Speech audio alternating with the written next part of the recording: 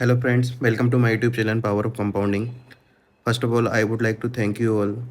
आप लोगों ने जो रेस्पॉन्स दिया है मेरे एनालिसिस के ऊपर, जो कि हमने किया था एक कंपनी नाम टेरिल transformer and rectifiers India limited के ऊपर। आज की कंपनी है जिसके ऊपर हम एनालिसिस करने जा रहे हैं, उस कंपनी का नाम है ब्लू स्टोन। तो सबसे पहले हम ब्लू स्टोन के बारे में समझेंगे, ब्लू स्टोन का बिजनेस क्या है। तो ब्लू स्टोन करती क्या है, फर्स्ट ऑफ ऑल हम वो समझते हैं। ब्लू स्टोन एक ज्वेलरी सेगमेंट के अंदर है। ब्लू स्टोन के पास खुद का मैन्युफैक्चरिंग यूनिट है 3 जगह, सूरत, जयपुर एंड मुंबई। तो basically blue stone omni channel के थ्रू अपना बिजनेस करती है। ओमनी चैनल का मतलब हुआ company store, app and website के ऊपर अपने जो प्रोडक्ट है तीनों को सेम तरह से बेचती है। आप अगर कोई प्रोडक्ट वेबसाइट के थ्रू खरीदते हैं तो आप उसको स्टोर में जाके चेक कर सकते हैं। आप ऐप के ऊपर कोई भी आइटम देखते हैं वो स्टोर में अवेलेबल है या नहीं, वो हम देख सकते हैं। अगर आपको कोई चीज़ ऐप में पसंद आ रही है या वेबसाइट में पसंद आ रही है तो आप उसको स्टोर में जाके चेक कर सकते हैं। तो ओमनी चैनल एक वो है, एक प्लेटफॉर्म है जहाँ पे ये तीनों चीज़ें स्टोर, ऐप एंड वेबसाइट इनका इंटीग्रेटेड रहता है। कंपनी बोलती है कि ये 25 से 45 के एज ग्रुप के लोगों को टारगेट करते हैं। अभी कंपनी के पास टोटल 323 आउटलेट्स हैं all over the India. Company का प्रेजेंस ऑल ओवर इंडिया में ऑलमोस्ट एवरी रीजन के अंदर है, north west, east and south. और कंपनी बोलती है कि जनरली इनके पास 7400 यूनिक डिज़ाइंस हैं जो कि ये सेल करती है। ऑल्सो कंपनी क्लेम करती है कि इनके पास जो रिपीट कस्टमर है वो 50% से ज़्यादा है। तो इसका मतलब ये है कि कोई भी कस्टमर एक बार अगर ब्लू स्टोन से ज्वेलरी खरीदता है तो वापस 50% के केस में 50% कस्टमर रिपीट कस्टमर आते हैं ब्लू स्टोन के पास। तो इससे दिखता है कि कंपनी का रेपुटेशन बहुत अच्छा है। इसके अलावा और हम कंपनी के बारे में थोड़ा सा और एनालिसिस करते हैं।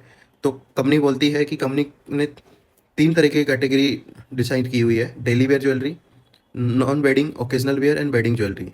तो ऑल्सो कंपनी बोलती है कि इसका एवरेज सेलिंग प्राइस रहता है कि 25,000 से 50,000 के बीच में इसका एवरेज सेलिंग प्राइस रहता है।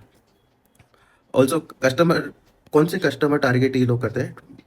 25 टू 45 ईयर्स एज वाले, women, man and couple, value unique design and modern style.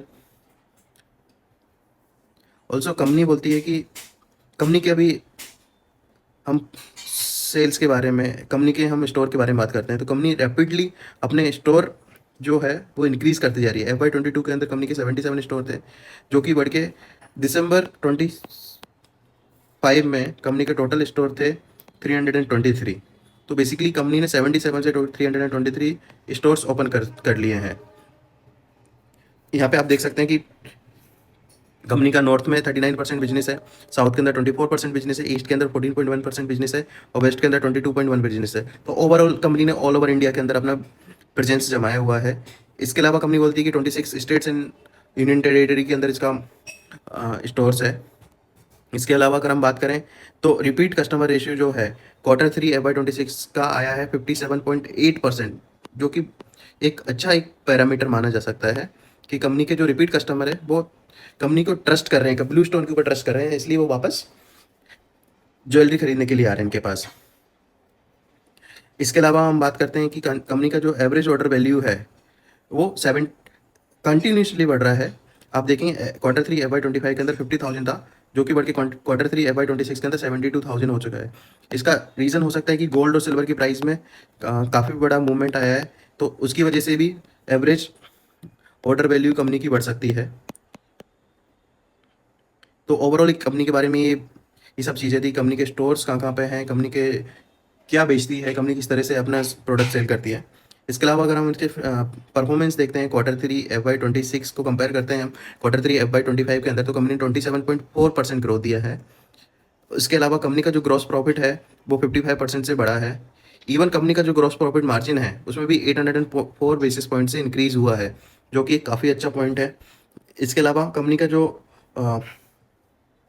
आप देखेंगे EBITDA मार्जिन जो है वो 22.3% हो चुका है कंपेयर टू 8.5%।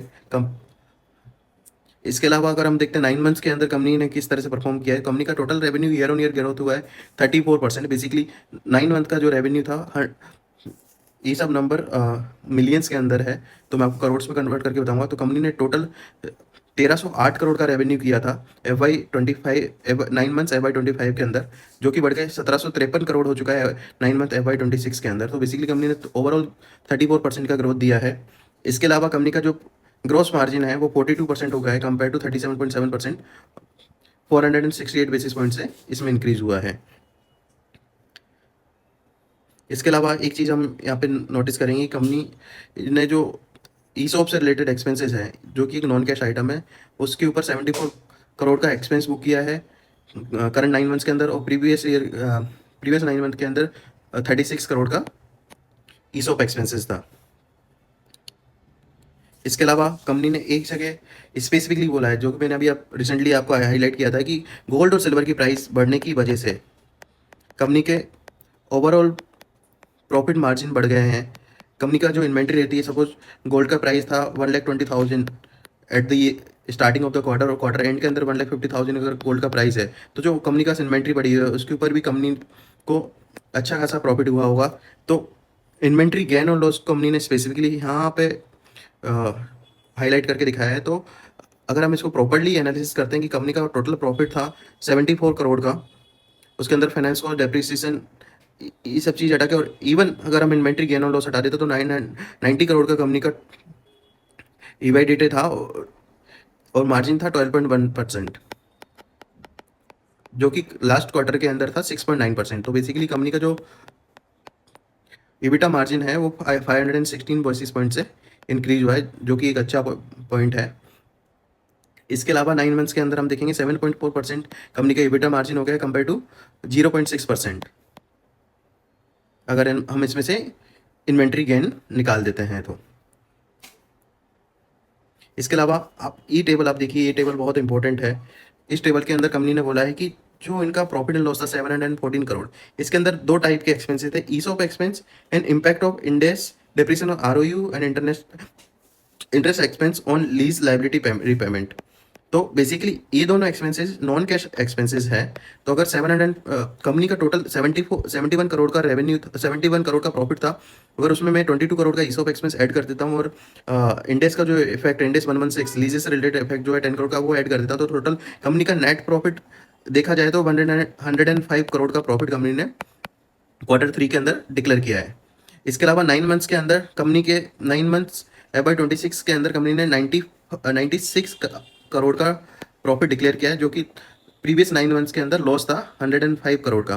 तो बेसिकली कंपनी का प्रॉफिट मार्जिन काफ़ी बढ़ चुका है। अब इसमें देखने वाली बात आती है कि कंपनी का जो स्टॉक है उसने इतना परफॉर्म क्यों नहीं किया है इतना अच्छा रिजल्ट देने के बाद भी। इसका रीज़न मुझे जो मिला है मैं आप लोगों के साथ शेयर करूंगा इस वीडियो को एंड में, उसके लिए आपको ये वीडियो एंड तक देखना पड़ेगा।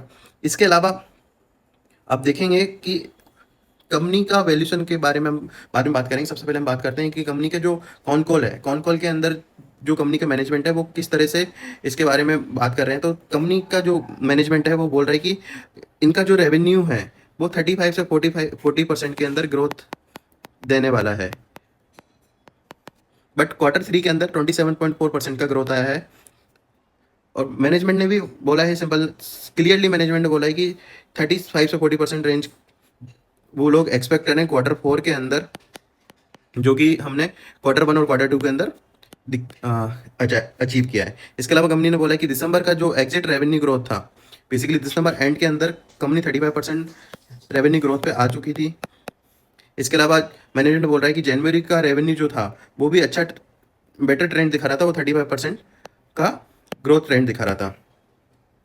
इसके अलावा मैनेजमेंट बोल रहा है कि इनके कुछ स्टोर्स हैं 150 स्टोर के ऊपर, मैनेजमेंट बोल रहा है कि इनका 14.1 करोड़ एनुअलाइज रेवेन्यू पर स्टोर ये लोग टारगेट कर रहे हैं अभी, जो कि 10 करोड़ पर स्टोर है। इसके अलावा मैनेजमेंट बोल रहा है कि ये एवरी ईयर 70 से 80 स्टोर ऐड करेंगे। तो कंपनी के जो स्टोर है 323, ये बढ़ के 400 के अराउंड हम FY26 के अंदर देख सकते हैं। तो हम बात करते हैं कि कंपनी का स्टॉक क्यों फॉल किया है। तो बेसिकली मैनेजमेंट जो है वो हमेशा से गाइडेंस देता रहा है कि 35 से 40% तक का रेवेन्यू ग्रोथ आएगा, बट इस क्वार्टर के अंदर 27.4% का ग्रोथ आया है। तो एक एक तरह का शौक है कि मैनेजमेंट जो कमिट कर रहा है उतना डिलीवर नहीं हो पा रहा है, और एनालिस्ट को और इन्वेस्टर्स को लग रहा है कि क्या पता कंपनी 35 से 40% का रेवेन्यू टारगेट अचीव कर पाएगी नहीं कर पाएगी। बट मैनेजमेंट क्लियरली बोल रहा है कि जो दिसंबर का एग्जिट रेवेन्यू था वो 35% था, और इवन जनवरी का रेवेन्यू भी अच्छा ग्रोथ कर रहा है। इसके अलावा कंपनी कंटिन्यूसली स्टोर्स ऐड करती जा रही है। अब देखने वाली बात यह है कि ये जो स्टोर्स ऐड कर रही है वो किस तरह से प्रॉफिटेबल होते हैं, वो किस तरह से कंपनी प्रॉफिट डिक्लेयर करती है। इसके अलावा वैल्यूएशन की हम इसमें बात नहीं करेंगे। अभी Q4 के रिजल्ट के बाद हम वैल्यूएशन पे बात करेंगे कि कंपनी चीप है, अंडर वैल्यूड है या ओवर वैल्यूड है। इस वीडियो में बस इतना ही। Thank you.